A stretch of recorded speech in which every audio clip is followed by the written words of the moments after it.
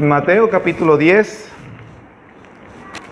vamos a leer los versículos 40 al 42. Dice el Espíritu Santo: el que a vosotros recibe, a mí me recibe, y el que me recibe a mí, recibe al que me envió. El que recibe a un profeta por cuanto es profeta, recompensa de profeta recibirá, y el que recibe a un justo por cuanto es justo, recompensa de justo recibirá. Y cualquiera que dé a uno de estos pequeñitos un vaso de agua fría solamente, por cuanto es discípulo, de cierto os digo que no perderá su recompensa. Son las últimas palabras del segundo discurso que Mateo el evangelista registra de nuestro Señor Jesús. Este segundo discurso comenzó en el versículo 1, el versículo 1 del capítulo 10. Su primer discurso fue el Sermón del Monte, o el que Mateo registra, el primero que Mateo registra, que está del capítulo 5 hasta el final del capítulo 7. Capítulos 8 y 9 es una sección donde habla acerca de los milagros y cómo Mateo demuestra que Jesús es el Mesías prometido. Y en el capítulo 10, que hemos visto por las últimas semanas, incluyendo el año pasado, por supuesto, estuvimos hablando de este segundo discurso acerca de la misión apostólica y cómo se aplicaba hacia cada uno de nosotros. Estos tres versículos que acabamos de leer entonces corresponden a la finalización de ese discurso que Mateo nos coloca. Y es unas palabras, por supuesto, muy preferidas y favoritas por aquellos falsos maestros. Y a mucha gente le encanta porque el tema del discurso o el tema de estas palabras finales son la recompensa. ¿Debemos esperar recompensa? ¿A qué se refiere la Biblia o el Nuevo Testamento cuando el Señor promete recompensas por ciertas acciones que hagamos? Ahora, hay una cosa que verdaderamente es de lamentar. En razón de obviamente evitar esos extremos de las personas que parecen mercenarios, como que si no se moverían a hacer algo por amor a Jesucristo, entonces porque solamente están esperando que Él les pague, les recompense. Algunas veces yo he oído decir personas: dale 10 bolívares a Dios y Él te va a devolver 1000. Y por supuesto, cualquiera presta con ese interés. Si yo le doy 10, si yo le presto 10 a Dios, si yo entrego 10, Él me devuelve 1000. La próxima vez, si doy 1000, me devolverá 1.000.000. Y así me hago rico rápidamente, pues si Dios me va a devolver cada vez al 1000% cada cosa que yo le dé. Eso es un mercenario y eso es obviamente lo que el Señor no enseña. Pero tratando de evitar un extremo, uno entonces comienza a evitar la verdadera enseñanza de las Escrituras. Y es que claramente el Señor promete unas recompensas por ciertas acciones. Y en este caso es el de recibir a ciertas personas. Y nosotros vamos a entender entonces a qué personas se refiere, qué tipo de recompensa se habla. Y veremos un ejemplo en el Antiguo Testamento que básicamente ilustra este principio que el Señor coloca aquí. Lamentablemente las personas sacan de contexto las palabras del Señor Jesús, y si bien, como hemos dicho, es una recompensa que promete, eso es parte de un discurso donde también se estuvo hablando de la autonegación, el sacrificio, el seguir la cruz, el tomar la cruz, el negarse la vida, el perder la vida. Entonces a las personas les gustan la última parte, pero no les gusta lo que está en medio.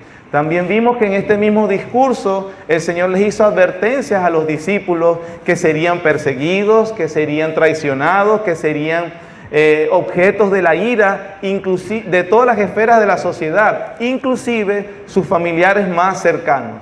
Así que estas son las marcas que tiene un verdadero discípulo. Si bien muchos de los principios y de las instrucciones dadas en este capítulo 10 se refiere solamente a los 12 apóstoles, nosotros, o fue el esfuerzo hacerlo, vimos los principios que se podían aplicar a nosotros, y el de la persecución, el de tener enemigos, el de tener todas estas cosas de dificultades que vivieron los apóstoles propiamente, también es parte de la vida cristiana a todo verdadero creyente. Pues Pablo le dijo a Timoteo que todos los que querían vivir piadosamente padecerían persecución. Pero vemos entonces que finaliza con las recompensas. El Señor concluye su discurso entonces reiterando que la misión es suya. En el versículo 1 se ve que vimos que Él eligió a 12 apóstoles, a 12 hombres específicamente. Mateo registró sus nombres propios para que ellos llevaran una comisión que Él les daba. Y al finalizar Él les dice: quien los escuche a ustedes, quien los reciba a ustedes, me está recibiendo a mí. Quien los rechace a ustedes, me está rechazando a mí. El final, aunque la misión es apostólica, entonces Jesús dice que esta misión es suya, que los mensajeros y su mensaje van con la autoridad y plenitud de lo que es el Señor. Es como si Mateo nos dijera a los lectores y a quienes escuchamos: les he mostrado que Jesús es el Mesías. Les he mostrado que Jesús es el enviado de Dios, Dios hecho hombre, y que el Mesías ha comisionado a estos hombres, como lo he explicado, con la autoridad especial y como representantes oficiales. Por tanto, recibir o rechazar a los apóstoles es recibir o rechazar al Mesías. Aquí entonces vemos, hermanos, la importancia y trascendencia de verdaderamente escuchar el mensaje apostólico, de prestar atención a qué es lo que ellos tienen que decir, y también la importancia de la responsabilidad de aquellos de cómo hacer cuando tenemos a uno de estos discípulos, o mejor dicho, en aquel tiempo cuando verían a uno de los apóstoles, y nosotros vamos a ver por aplicación que hace las Escrituras de todo aquel que lleva el mensaje del Evangelio. No es algo entonces liviano rechazar o recibir a quien Dios comisionó. ¿Qué pensamiento se puede quedar muy bien marcado en nuestra mente de esta porción de estos 3 versículos que acabamos de leer? Hermanos, el pensamiento que se debe marcar bien en nuestro corazón es que no es algo liviano rechazar o recibir a quien Dios comisionó. Veamos entonces el primero, versículo 40. El que a vosotros recibe, a mí me recibe, y el que me recibe a mí, recibe al que me envió. El que recibe un profeta, por cuanto es profeta, recompensa de profeta recibirá. Y el que recibe un justo, por cuanto es justo, recompensa de justo recibirá. El término, el vocablo que se repite varias veces, 6 veces en estos 2 versículos, es uno que sale claramente a la vista: el verbo recibir. Como les dije, se repite 6 veces. Los entendidos en el idioma dicen que el término griego es dejomai. ¿Qué es lo que tienen que hacer a estos discípulos? Dejomai, o recibirlos. ¿Qué es recibir a estos discípulos? Según los expertos en este idioma definen ese verbo de esta manera: se refiere a dar la bienvenida. Es una aceptación gustosa, consciente. Es una aceptación que se hace de todo corazón. Es una recepción deliberada y bien dispuesta a aquello que es ofrecido. Debe diferenciarse como cuando alguien tiene un detalle con usted que usted no estaba esperando, y entonces, ¿por qué tú tienes eso? Bueno, tal persona me lo obsequió, me lo hizo llegar. Usted lo recibió, pero lo recibió, podría decirse que por decencia, porque por respeto, recibe lo que le dieron. Pero usted, ok, gracias, no se sintió, usted no estaba obligado a dármelo, pero se lo agradezco. Es una acción muy pasiva, que uno apenas recibe algo y bueno, lo acepta como algo que le están dando. Pero lo que está diciendo acá, o el vocablo que utiliza Mateo de recibir a los apóstoles, no tiene nada que ver con esa aceptación pasiva, sino que involucra todo el intelecto, involucra toda la voluntad, involucra todos los afectos. Es una decisión, aceptación gustosa, consciente, de todo corazón, deliberada y bien dispuesto a aquello que es ofrecido.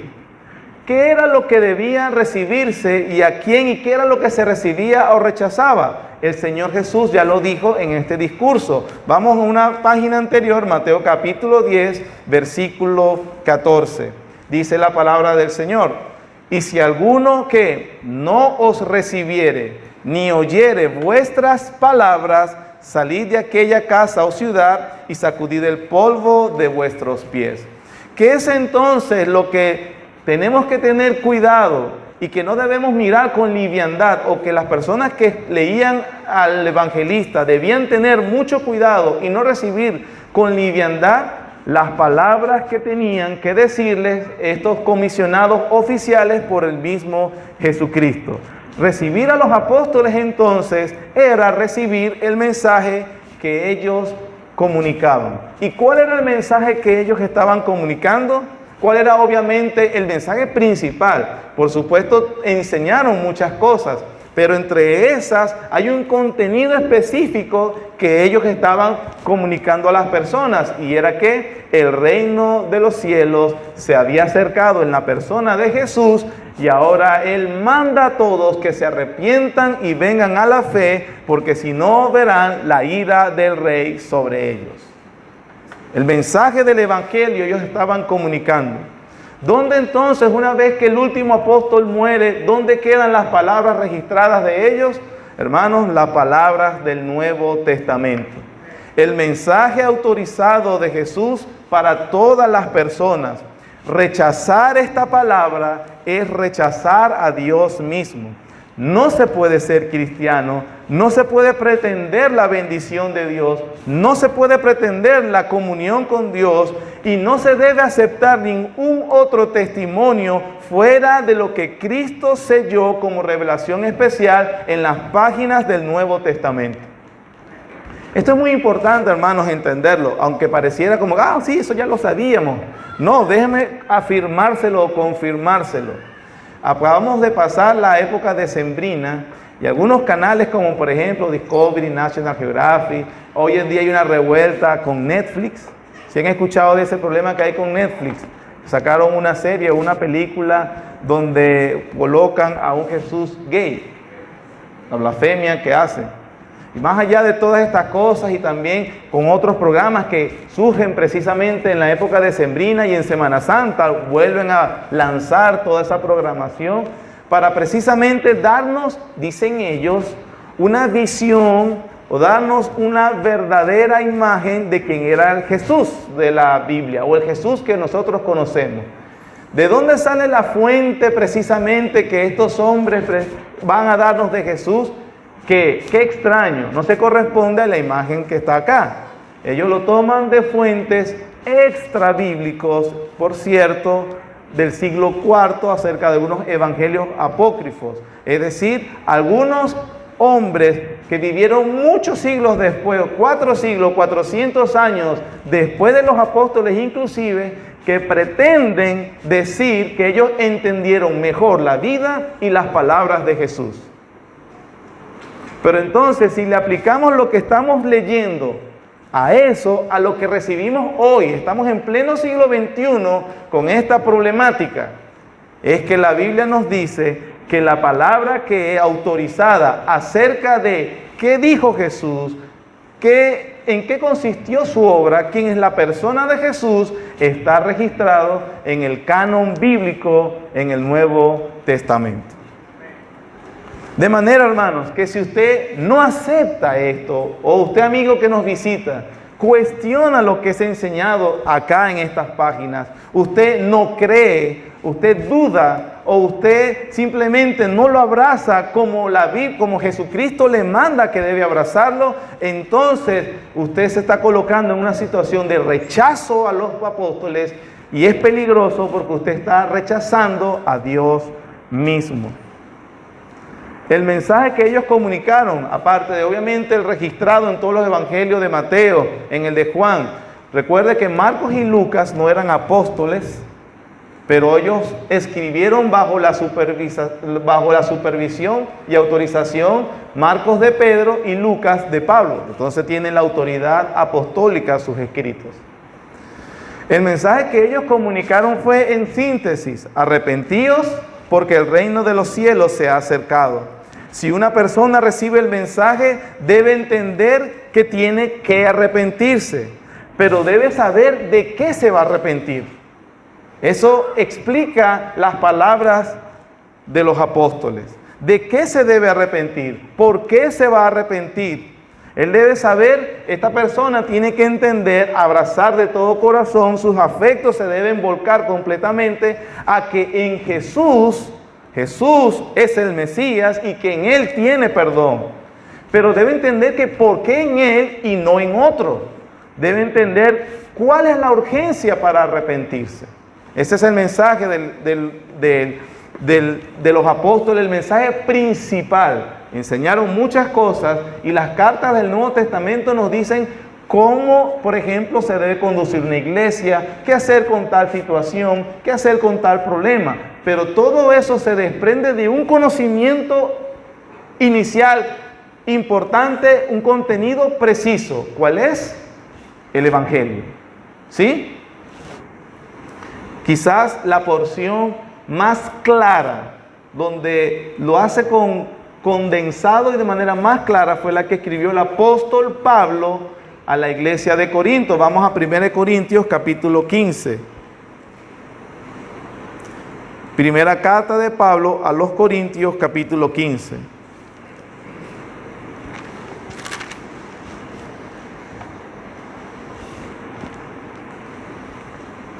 Versículos 1 al 4, dice la palabra del Señor. Además os declaro, hermanos, el evangelio que os he predicado. Vean cómo él le escribe una iglesia y es como que se lo está recordando. Esto fue lo que yo les prediqué. Se los vuelvo a repetir. El evangelio que os he predicado, el cual que, hermanos, también recibisteis. Hablando acerca del tema o el vocablo que estamos entendiendo en Mateo 10:40. El cual también recibisteis, en el cual también perseveráis. Por el cual se refiere al evangelio. Por ese evangelio, asimismo, si retenéis la palabra que os he predicado, sois salvos si no creísteis en vano. ¿Cuál es el mensaje importante y la trascendencia de que Pablo tiene que aclararle a una iglesia lo que él le había predicado anteriormente? ¿Cuál es? El evangelio. Y que ellos debían entender, comprender y manejar de manera clara, porque si no, ¿qué pasaba? No eran salvos, no iban a ser salvos. Así que, hermanos, cuando usted le pregunten o cuando usted quiera definir qué es el evangelio, tenga presente que usted tiene que tener muy claro qué va a responder. Porque si nosotros no tenemos claro qué vamos a responder, si usted no tiene claro qué es el evangelio, usted no puede retener esa palabra y entonces usted no va a ser salvo nunca. Y eso es muy peligroso, ¿verdad? ¿Ve el peligro? Estamos caminando entonces a la orilla del precipicio si usted no maneja correctamente cuál es el contenido del evangelio. Pero sigamos leyendo porque Pablo lo dice, versículo 3. Porque primeramente os he enseñado lo que asimismo recibí. Él recibió algo que tenía que comunicar. 2 puntos. ¿Cuál es? Que Cristo murió por nuestros pecados, conforme a las Escrituras, que fue sepultado y que resucitó al tercer día, conforme a las Escrituras. Ese es quizás el pasaje del Nuevo Testamento donde de manera más clara y condensada, en las menores palabras posibles, se nos explica el Evangelio. ¿Cuál es el Evangelio? Que contiene que Cristo murió por nuestros pecados conforme a las Escrituras. Y si entonces Él debió morir, entonces era importante porque sobre los hombres había una sentencia de muerte y que ellos no se podían liberar de esa sentencia de muerte, y Cristo, tomando la sustitución por ellos, sustituye el lugar de ellos, muere en su lugar. Cristo es la palabra para decir ungido, el Mesías. Jesús, el Hijo de Dios, hecho hombre, en su vida perfecta, santa y justa, tomó el lugar de pecadores para Él sufrir la ira de Dios que sentenciaba a cada una de las personas que ha violado la ley de Dios. Murió, pero también resucitó. Y el Nuevo Testamento no resume, no escatima palabras para explicar que ese acto de resurrección es que el Señor, Dios, el Padre, demuestra que una satisfacción de su ira, una satisfacción de su santidad y de justicia al ver a su Hijo morir en la cruz por su pueblo, y que la resurrección de Él entonces le es posible aplicar la justificación a todo aquel que cree. Y por eso Pablo dice en Romanos 5:1, justificados pues por la fe, tenemos paz para con Dios por medio de nuestro Señor Jesucristo. ¿Me estuve explicando, hermano? Espero entonces que si en algún momento usted le quiere predicar el Evangelio a sus hijos o a cualquier otra persona, usted tenga claro qué contenido debe decirle. Usted tenga claro qué cosas son importantes que él debe saber o que ella debe saber. Si usted quiere saber si su alma está segura en los brazos del Salvador, usted tiene que entender el Evangelio y tenerlo claro. Y ese Evangelio, su contenido, quienes Él comisionó para que lo predicaran, Él dijo, recíbanlo y recíbanlo de todo corazón, recíbanlo con todo el afecto, reciban estas palabras, porque no recibir esto, entonces es rechazar a Dios mismo. Es importante que cuando el Señor da estas palabras de aliento, que recibirán una recompensa, no habla de las advertencias de no recibirlo. Pero no lo dice porque en el mismo discurso ya lo mencionó. Mateo capítulo 10, versículos 14 y 15 dice, y si alguno no recibiere, es decir, si rechaza ¿qué, hermano?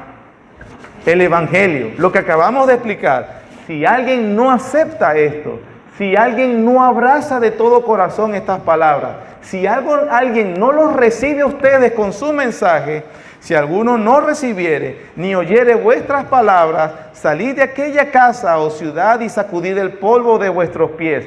De cierto os digo que en el día del juicio será más tolerable el castigo para la tierra de Sodoma y de Gomorra que para aquella ciudad. Así que vemos que el Señor la advertencia ya la anunció, y por eso, hermanos, la importancia de tener claro el mensaje y de tener claro el contenido del Evangelio, porque no recibirlo, no abrazarlo, no tenerlo bien claro, implicará un juicio peor que el de Sodoma y de Gomorra.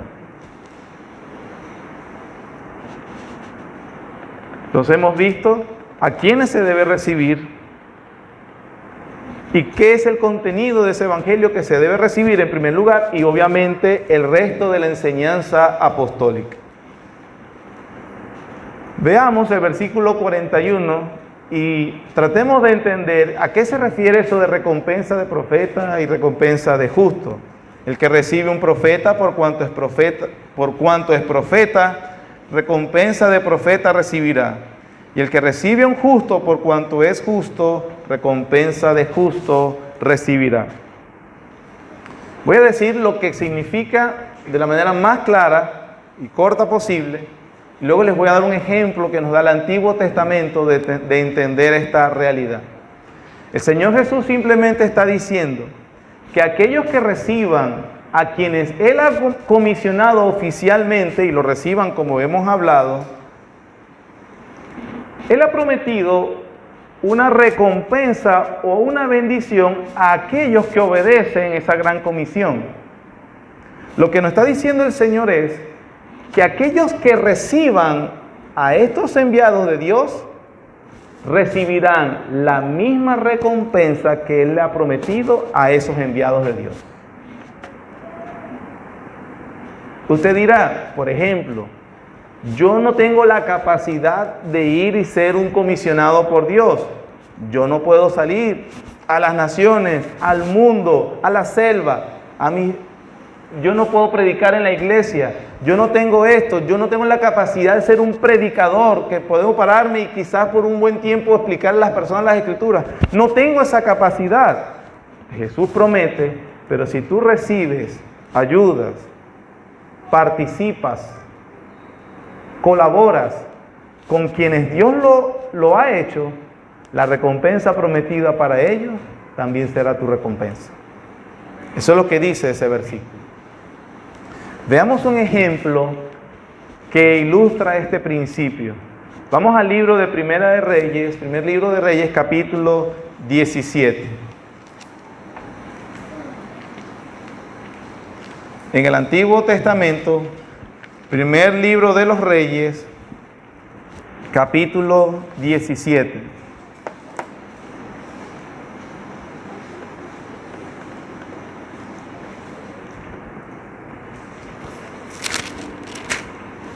Es el episodio donde Elías, el profeta, entra en escena y ustedes conocen, él está en el reinado de Acab.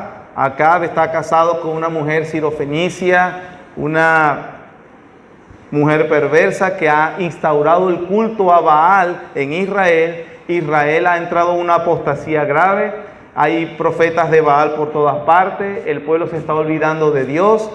Elías es comisionado por Dios para hacer volver el corazón del pueblo al verdadero y único Dios.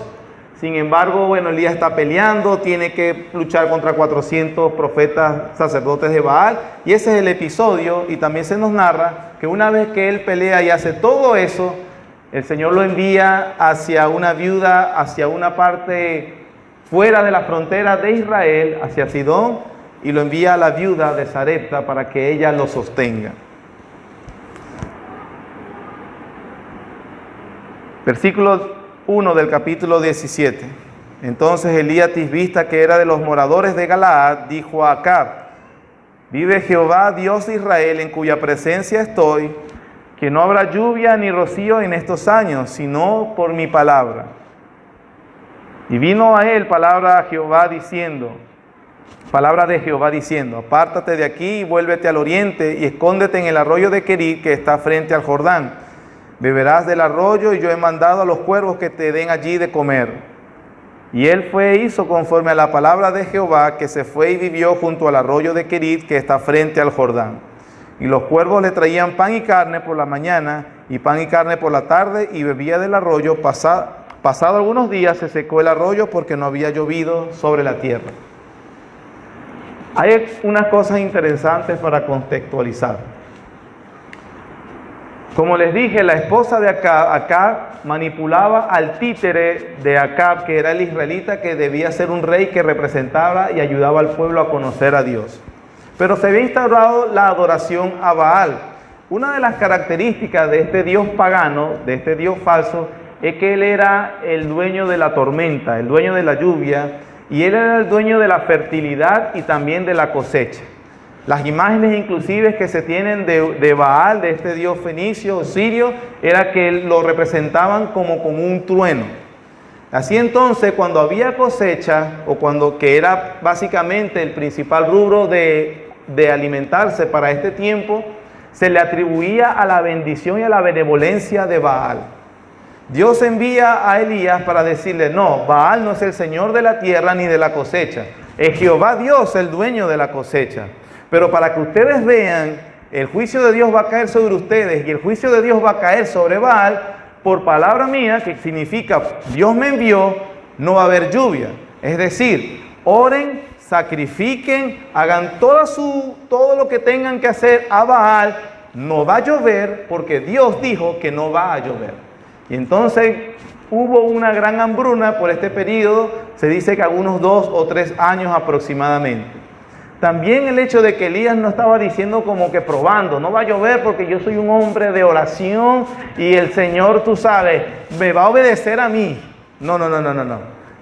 Está basado en el Antiguo Testamento lo que está diciendo Elías, porque Dios dijo que a medida que ellos violaran su ley y se alejaran de la ley de Dios anunciada por Moisés, entonces Dios no les daría la lluvia tardía ni la temprana, y sus cosechas no darían.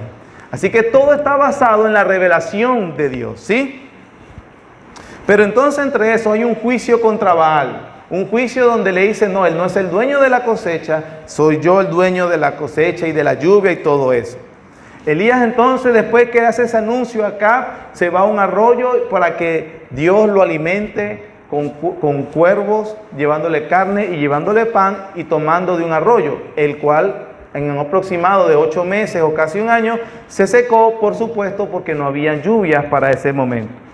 Imagínense la situación para Elías, quien él es descrito como un hombre enérgico, un hombre con el carácter fuerte, una persona que necesitaba siempre estar trabajando, que estaba siempre ocupado. Hay personas que son así, que son muy poco estáticos, pero no pueden estar tranquilos. Ahora, es una prueba de fuego para Elías, porque lo que le dice el Señor que haga, te vas para un lugar, en un arroyo, y te vas a quedar quieto por 8 meses o aproximadamente un año. En medio de toda esa escasez, Dios le vuelve a decir, ahora te vas para Horeb, hay una viuda sirofenicia que te va a mantener. La Biblia dice, capítulo 17, versículo 8. Vino a él palabra de Jehová diciendo, levántate, vete a Sarepta de Sidón y mora allí. He aquí yo he dado orden allí a una mujer viuda que te sustente. Entonces él se levantó y se fue a Sarepta, y cuando llegó a la puerta de la ciudad, he aquí una mujer viuda que estaba allí recogiendo la leña, y él la llamó y le dijo, te ruego que me traigas un poco de agua en un vaso para que beba. Y yendo ella para traérsela, él la volvió a llamar y le dijo, te ruego que me traigas también un bocado de pan en tu mano. Y ella respondió, vive Jehová tu Dios, que no tengo pan cocido, solamente un puñado de harina tengo en la tinaja y un poco de aceite en una vasija. Y ahora recogía 2 leños para entrar y prepararlo para mí y para mi hijo, para que lo comamos y nos dejemos morir. Elías le dijo, no tengas temor, ve, haz como has dicho, pero hazme a mí primero de ello una pequeña torta cocida debajo de la ceniza y tráemela, y después harás para ti y para tu hijo. Porque Jehová Dios de Israel ha dicho así, la harina de la tinaja no escaseará, ni el aceite de la vasija disminuirá, hasta el día en que Jehová haga llover sobre la faz de la tierra. Entonces es una petición un poco extraña, aparte de que aparentemente egoísta. Él ve a una mujer que es bastante pobre y de paso le dice, no, pero igual lo poquito que queda me lo vas a preparar a mí y después es que vas a comer tú con tu hijo. Sin embargo, esto se parece mucho a unas palabras en el Nuevo Testamento, hermano.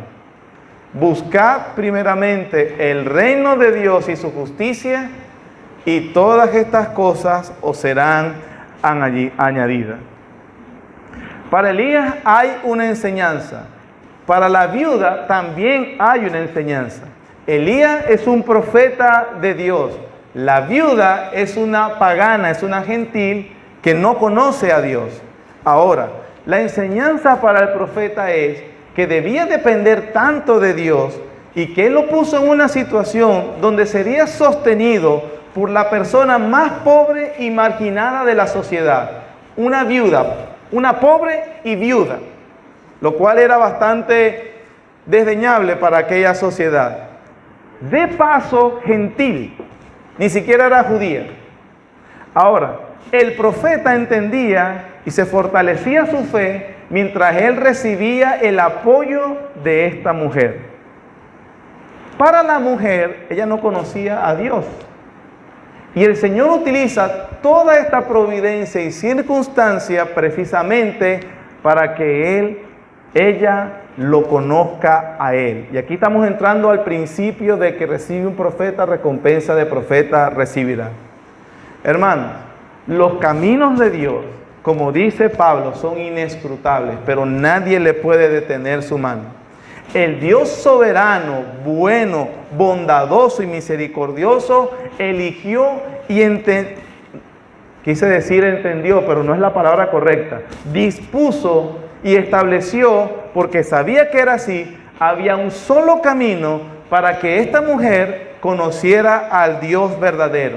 Y ese camino fue matar a su único hijo. Versículo 15 del capítulo 17. Entonces ella fue, hizo como le dijo Elías, y comió él y ella y su casa muchos días. Y la harina de la tinaja no escaseó, ni el aceite de la vasija menguó, conforme a la palabra de Jehová había dicho por Elías. Después de estas cosas aconteció que cayó enfermo el hijo del ama de la casa, y la enfermedad fue tan grave que no quedó en el aliento. Y ella dijo a Elías: ¿qué tengo yo contigo, varón de Dios? ¿Has venido a mí para traer a memoria mis iniquidades y para hacer morir a mi hijo? Observen, hermanos, la respuesta y reacción de esta viuda. Ella había sido criada en la adoración a Baal. Ella tiene cierta noción del Dios de Israel porque son vecinos y que de alguna manera ella entendió que Elías era un siervo de ese Dios. Sin embargo, a pesar de que por mucho tiempo tuvo la alimentación prometida, y entonces ella tiene un conocimiento no completo, no exhaustivo, pero sí vago entre el Dios de Israel y el de Baal. Baal es el Dios de la cosecha, pero aquí nos están diciendo que, pero según este profeta, de otro Dios, el Dios de Israel, es el que me está alimentando. En el corazón de ella entonces hay ambivalencia, o se entiende así: no hay una lealtad ni confesión de fe hacia el único Dios verdadero. El Señor entonces, para derribar los altares de Baal en su corazón y para establecerse Él en el trono del corazón de ella, utiliza un camino que a muchos no les agrada, pero es el que utiliza el Señor. Mata al hijo de la viuda. Hermano, así, Dios lo mata. No es que no, Dios, el Satán, no, Dios lo mató. La reacción de ella es interesante. ¿Qué tengo yo contigo, varón de Dios? ¿Has venido para qué? Recordar mis iniquidades.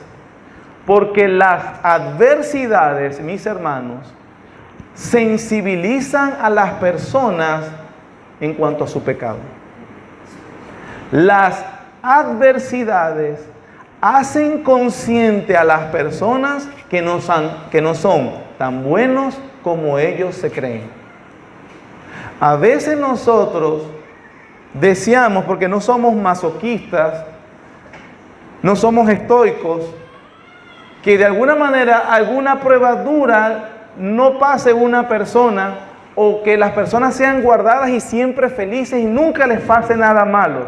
Pero la Biblia dice que estas providencias son necesarias porque esta es para estas personas la única manera que ellos se harán conscientes de que han violado la ley de Dios.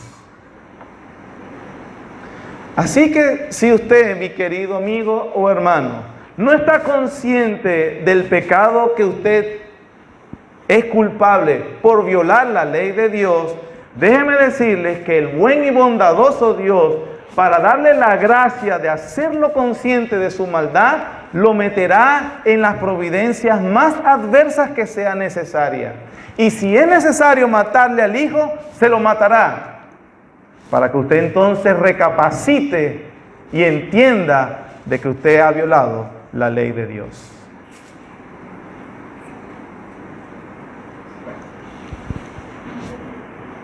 Todo esto, el que recibe un profeta, recompensa de profeta recibirá. Versículo 18 de Reyes que estamos viendo. Versículo y ella dijo a Elías: ¿qué tengo yo con vosotros, varón de Dios? ¿Has venido a mí para traer memoria de mis iniquidades y para hacer morir a mi hijo? Otro detalle de la adoración al Dios Baal era que este Dios Baal les prometía la cosecha, les prometía la protección, les prometía la bendición, pero una manera de adorar, aparte de las orgías sexuales que se hacían, eran que los adoradores debían matar a su primer hijo. El sacrificio humano era parte de la adoración a Baal. Recuerden que esta mujer es criada en esta adoración. Y entonces ella es como si le dijera al profeta Elías: está bien, por transcurso aproximadamente de 2 años, es verdad, la tinaja, la harina nunca escaseó y el aceite tampoco se acabó. También tengo que reconocer, por 2 años, el Dios tuyo, el Dios de Israel, me ha sostenido. Pero ahora, obviamente, el Dios tuyo debe cobrar el favor que me ha dado. Tu Dios no es muy diferente a mi Dios. Tu Dios es igual a Baal, porque Baal pide que le sacrifiquemos a nuestros hijos. Así que tu Dios, el Dios de Israel, no es muy diferente. Y eso es obviamente algo, una mancha a la santidad y el carácter de Dios que Él no se iba a permitir tener. Versículo 19. Elías dijo, dame acá tu hijo. Entonces él tomó de su regazo y lo llevó al aposento donde él estaba y lo puso sobre su cama.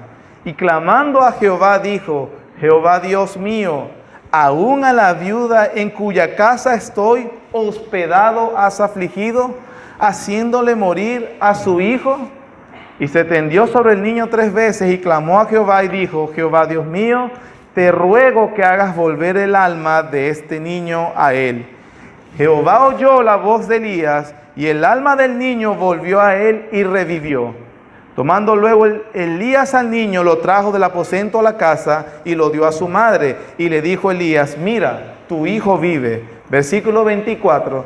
Entonces la mujer dijo a Elías, ahora conozco que tú eres varón de Dios y que la palabra de Jehová es verdad en tu boca. Usted dirá, ¿cuál es toda la enseñanza de este episodio? Que si uno recibe al profeta, va a tener provisión económica como la viuda. Que si uno, recibe al profeta, entonces, hay una enfermedad en la casa y le pido al varón de Dios, ore por el niño y se va a sanar. Entonces esa es la bendición, pero esa no es la bendición. Fueron bendiciones que se obtuvieron en este episodio, pero no es la bendición que Dios le quiere dar a la viuda. ¿Usted ya se dio cuenta cuál es la bendición que Dios le da? Él le da a Él mismo, Dios mismo, que ella lo conozca. Y lo puedo decir con tanta seguridad porque en Lucas capítulo 4, Jesucristo tomó este episodio y dijo, hablando de la falta de fe de sus contemporáneos, Él les dijo, había muchas viudas en Israel, pero Elías fue enviado a la de Sarepta porque Dios quería darle fe a ella y fortalecer la fe de ella. Así que, hermanos, el hecho a veces que nosotros tengamos esa disposición a colaborar, participar y recibir a quien Dios ha comisionado es precisamente para el fortalecimiento de tu fe y para el conocimiento del Dios verdadero. Y así esta mujer que recibiendo sin darse cuenta y sin conocer al Dios de Israel, terminó conociendo al único y verdadero Dios. Y de paso de eso, obtuvo sendas bendiciones en su experiencia de vida. Eso es lo que enseña la palabra del Señor.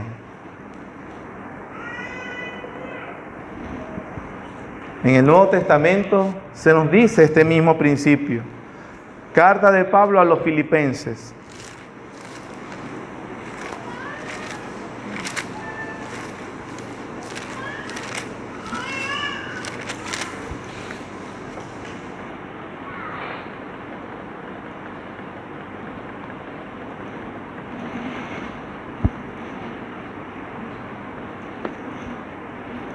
El punto acá, Pablo está preso. ¿Y está preso por qué? Por estar predicando el Evangelio. Entonces la iglesia de Filipos le envía un apoyo económico que le es dado por mano de Epafrodito, quien es el que le llega a Pablo en la cárcel, y Pablo responde con esta carta. Ese es el contexto. Capítulo 4 de la carta a los Filipenses, versículo 10. En gran manera me gocé en el Señor de que ya al fin habéis revivido vuestro cuidado de mí, de lo cual también estabais solícitos, pero faltaba la oportunidad. No lo digo porque tenga escasez, pues he aprendido a contentarme cualquiera que sea mi situación. Sé vivir humildemente y sé tener abundancia, en todo y por todo estoy enseñado, así para estar saciado como para tener hambre, así para tener abundancia como para padecer necesidad. Todo lo puedo en Cristo que me fortalece. Sin embargo, bien hicisteis, ¿en qué, hermano? Participar conmigo en mi tribulación. Y sabéis también vosotros, oh filipenses, que al principio ¿de qué? De la predicación del Evangelio, cuando partí de Macedonia, ninguna iglesia participó conmigo en razón de dar y recibir, sino vosotros solos. Pues aún a Tesalónica me enviasteis una y otra vez para mis necesidades. No es que busque dádivas, sino que busco fruto que abunde en vuestra cuenta. Pero todo lo he recibido y tengo abundancia, estoy lleno, habiendo recibido de Epafrodito lo que enviasteis, olor fragante, sacrificio acepto, agradable a Dios. Versículo 19, aplica el principio de Mateo 10:40 y el que vimos de 1 de Reyes 17. Mi Dios pues suplirá todo lo que os falte, conforme a sus riquezas en gloria en Cristo Jesús.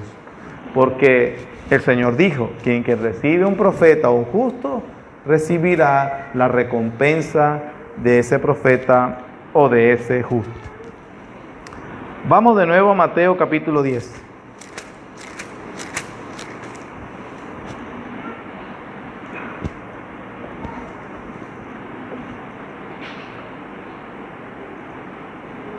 El Señor ha hablado acerca entonces de que hay que recibir a los discípulos y quienes lo reciban tendrán una recompensa. Ha hablado como destacando el principio de profetas y justos. Y entonces lo lleva a una escala más. Versículo 42. Y cualquiera que dé a uno de estos pequeñitos un vaso de agua fría solamente, por cuanto es discípulo, de cierto os digo que no perderá su recompensa. El énfasis tanto para los profetas justos y pequeñitos no es ni siquiera, hermano, la gracia común que puede tener un incrédulo cuando ayuda a alguien en necesidad. Eso es bueno y no estoy diciendo que no se deba hacer, pero Jesús no está prometiendo una recompensa por eso, aunque puede bendecir a muchas personas por hacer eso. El énfasis es el que recibe un profeta por su calidad de ser profeta, es decir, el apoyo, recibimiento, colaboración, participación al cual yo hago, pero ¿qué es lo que me motiva a hacerlo? Porque Él es un enviado de Dios. Esa es la razón. Por eso promete una recompensa. El que recibe un justo, la motivación es porque es un justo delante de Dios, es decir, porque enseña la ley de Dios, practica la ley de Dios. Por eso, porque tu motivación es eso, participar en su obra, entonces recibirás recompensa. Y el que le dé a uno de estos pequeños, por cuanto es discípulo, entonces no perderá su recompensa. Usted dirá, bueno, esta es una promesa para los apóstoles y que para más nadie se aplica. Marcos 9 nos quita, 9:41 nos quita esa razón. No tenemos que buscarlo por razón del tiempo, quiero buscar otro texto, pero en Marcos 9:41, en esa porción, Juan le dice al Señor, Maestro, vimos a uno que no andaba con nosotros echando fuera demonios y se lo prohibimos. El Señor le dijo, no, el que no es contra nosotros, por nosotros es. Y os digo que cualquiera que le diera a uno de estos pequeños un vaso de agua fría, no perderá su recompensa. Así que el principio, el mismo Señor lo aplica para aquellos discípulos. Cuando se dice a uno de estos más pequeños, en la cultura judía, hablar de alguien pequeño, si bien podría tomarse como niños pequeños, se hablaba también de aquellas personas que no son tan relevantes en una sociedad. Porque los cristianos podríamos decir, wow, si viniera el profeta Isaías, yo lo atiendo en mi casa súper bien. Elías, no, yo lo atiendo. Los apóstoles, uy, no, qué bendición. Pero el Señor dice, a uno de estos más pequeños, es decir, a mis siervos más insignificantes, sin tanto renombre, no conocidos, y que cualquiera pudiera darle o apoyarlos a ellos por ser discípulos, porque un vaso de agua fría es la cosa que podía ofrecer la persona más pobre de Israel en ese momento. Y Él dice, Aún si pudieras dar eso, el más pobre tiene recompensa garantizada de parte de Jesús. Miren cómo el mismo Señor también aplica este principio. Mateo, capítulo 25.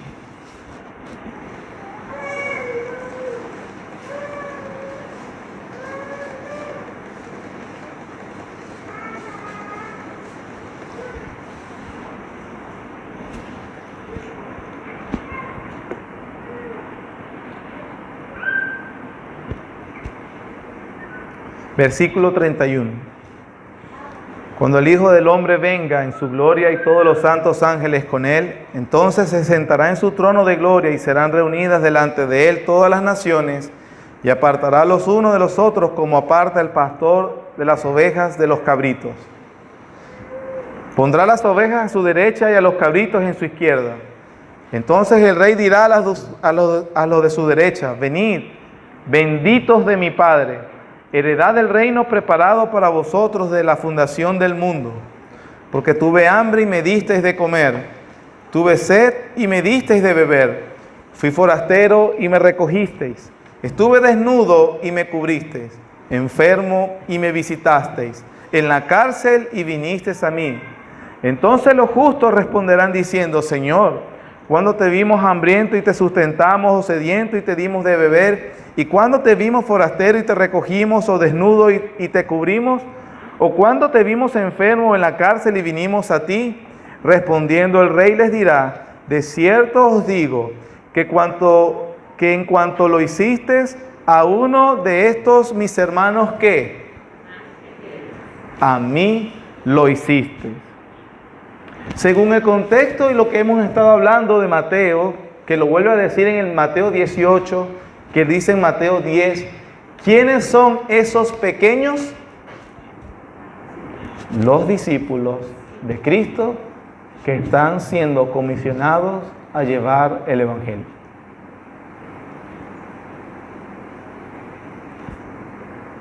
El principio es entonces bendiciones y recompensa, pero sobre todo conocerlo a Él, por haber abrazado el Evangelio que estos discípulos proclaman.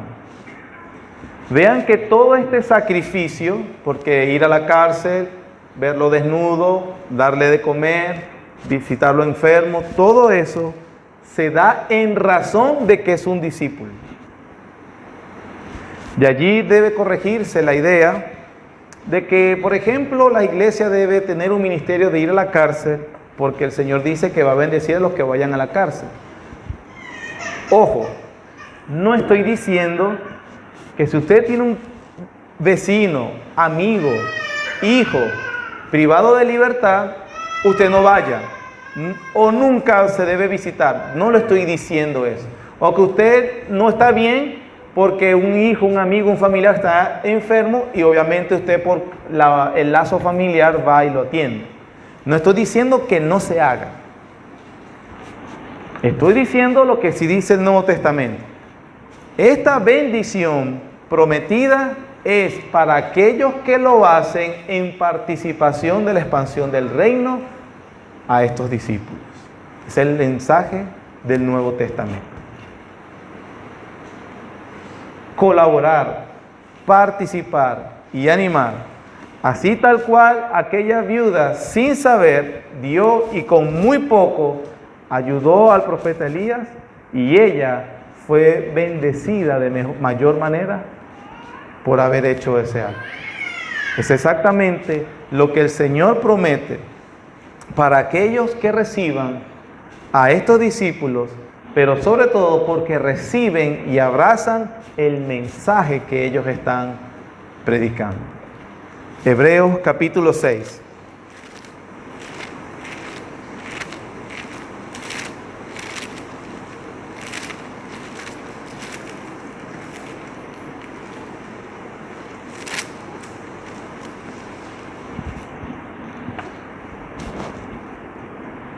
Versículo 9. Pero en cuanto a vosotros, oh amados, estamos persuadidos de cosas mejores y que pertenecen a la salvación, aunque hablamos así. Porque Dios no es injusto para olvidar vuestra obra y el trabajo de amor que habéis mostrado hacia su nombre. ¿Cuándo lo hicimos? Habiendo servido a los santos y sirviéndoles aún. Pero deseamos que cada uno de vosotros muestre la misma solicitud hasta el fin, para plena certeza de la esperanza. Por supuesto, unas palabras finales. Me he esforzado en tratar de ser claro, pero por si acaso los confundo. La Biblia no está diciendo que usted tiene la vida eterna si usted ayuda a un discípulo de Cristo. La Biblia dice que solamente hay una forma de ser salvo, y lo dijimos en el primer punto. Cuando recibimos y entendemos y abrazamos de todo corazón el mensaje que ellos predican, el contenido de ese mensaje. El Señor dice que la unión de sus discípulos con Él es tan estrecha que recibirlos a ellos es recibirlo a Él mismo. Rechazarlos a ellos es rechazarlos a Él mismo. Y si bien en todo este discurso hemos estado viendo algunos aspectos del verdadero discipulado, que como en la semana varios hermanos me comentaron: pastor, necesitamos la gracia de Dios para la autonegación, para el sacrificio, para tomar la cruz, para esperar la adversidad, para ir en contra inclusive de todas las esferas sociales que nos van a traicionar y que probablemente irán en contra de nuestra fe. Si bien es una verdad que enseñan las Escrituras, también el Cristo, el Señor Jesús, nos da unas palabras de aliento y motivación. Habrán recompensas para aquellos que lo reciban, para aquellos que sí reciban el mensaje.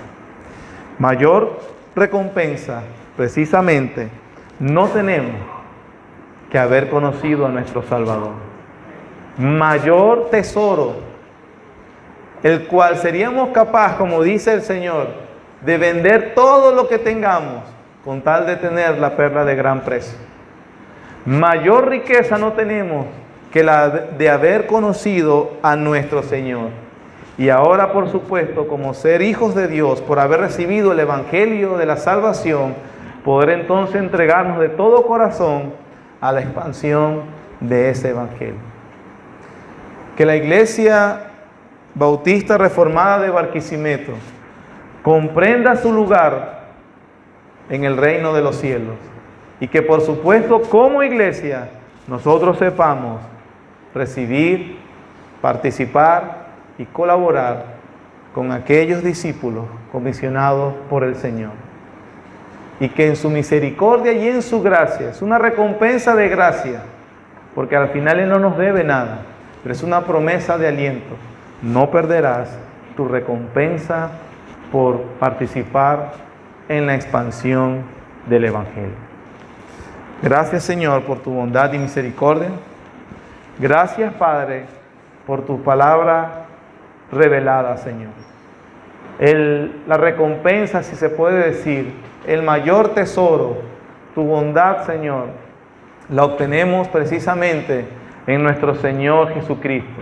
La salvación que hemos obtenido en Él. Dios, gracias por bendecirnos de una manera tan inmerecida, Señor. Por bendecirnos de manera tan generosa y abundante. Nos has enriquecido, Señor, en todos los lugares espirituales en Cristo Jesús. Señor, permítenos también que como iglesia entendamos nuestro lugar. Podamos aplicar estos principios, no en sí mismo como un mercenario, Señor, que está esperando la paga y si no, no se mueve, sino por agradecimiento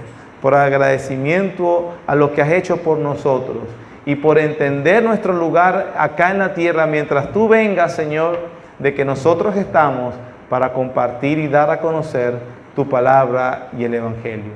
Ayúdanos, Señor, en el nombre de Jesús, tu Hijo amado.